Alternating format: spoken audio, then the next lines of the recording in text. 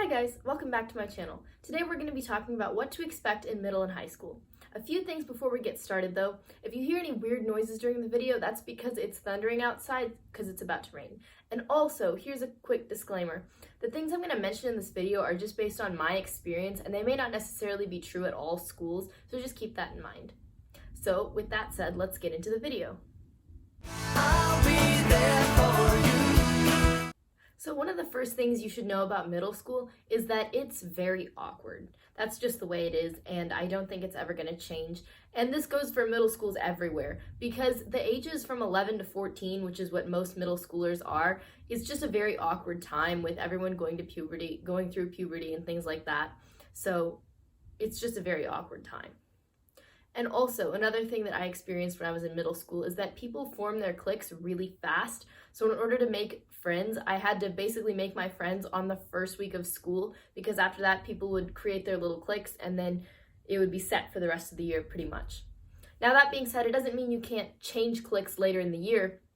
It's just, it's harder to, or there's a certain stigma associated with it. That's what I experienced when I was in middle school. And I think it would be really important for you guys to know that, so that way when you're going into middle school, you can have that in mind on the first week, be like, okay, I'm in friend-making mode, and then you can just deal with the rest, like the school, your classes, your teachers, all that later. So another really important thing to know about middle school is that it's basically like a trial run.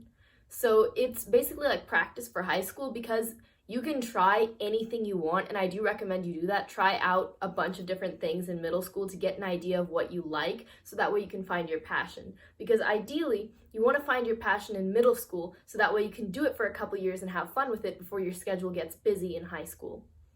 And the nice thing about middle school being a trial run is that you can try anything. You can do literally like 15 different activities, and if you decide you don't like all of them, then it's totally fine. And another note about middle school and grades. Middle school is a really good time to practice your study skills and get really good at them, so that way you know how to get good grades. But then at the same time, let's say you try a new study skill and it's not quite as effective, so you don't do well on a test or something, it really doesn't matter, because in high school, your middle school grades won't matter, and for college, your middle school grades won't matter. The one exception to this is if you take a high school course in middle school. For example, I took Algebra 1 in 8th grade, and that's a high school course, so my grade for Algebra 1 it is going on my college transcript, but that's the only case in which you need to be very sensitive about your grades. So another really important skill to learn while you're still in middle school is how to develop a good relationship with your teachers, because you're going to need to know how to have a good relationship with your teachers, and not even just teachers, like adults in general, for high school and beyond, like in college and later in life. So it's really good to start learning these skills now, and especially in middle school, because like I said, middle school is a trial run. So let's say you accidentally do something wrong with the teacher and then they decide that they don't like you or something like that. Well, it doesn't matter, because at the end of the day, you're going to graduate middle school and then you move on, and then that's it. So one way you can develop a good relationship with your teachers is by going to tutoring. I cannot stress how important this is enough, because going to tutoring, it not only develops your relationship with the teacher, but also if you're genuinely struggling in the class, or you're doing bad, or for some reason you're just not getting the grades you want, it'll help you. The teacher will know how to help you. Maybe they can recommend a different study method. They can help you understand the material in a different way, things like that. Tutoring is overall just really helpful. It's also called office hours.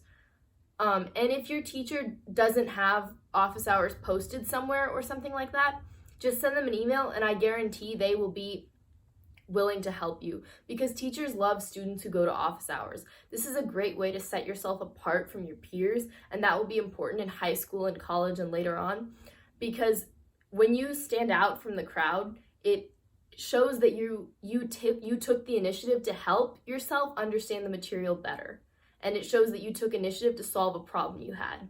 And later on in college, or when you're working at a job, people can't help you if they don't know you're struggling, or if they don't know you need help. So it's up to you to ask for help. And it's really important to learn how to ask for help way early back in middle school. So that way, by the time you get there to your job after college, you'll already have your skills developed, and you can just go ask for help easily, and it won't be a big deal.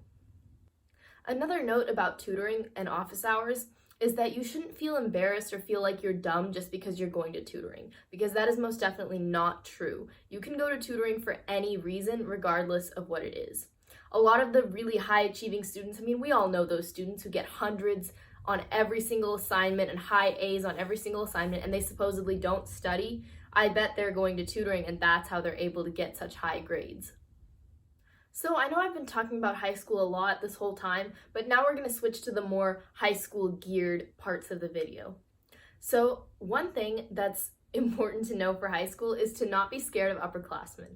Upperclassmen are not that scary. They're just a year or two older than you, so you shouldn't be scared of them. And then also, one thing to expect during your freshman year is that you'll need to study a little bit harder than you're used to, because classes in high school are a little bit more rigorous, especially if you decide to take an AP, IB, or honors course. You will find that you'll have to work a little bit harder than you're used to in middle school. Also, another important fact to know is that college applications happen during the fall of your senior year. That's usually when most people are working on them, because the deadlines are usually in November or December of the fall of your senior year. Most students usually start working on their essays in the summer after their junior year, so that way they can get a head start and not have to be working on essays while they're doing the fall semester of their senior year. So that's something just kind of important to keep in the back of your mind for in case you're trying to plan out your activities for high school. If you want it to go to a college, it should usually happen between the summer after 8th grade and the summer before senior year.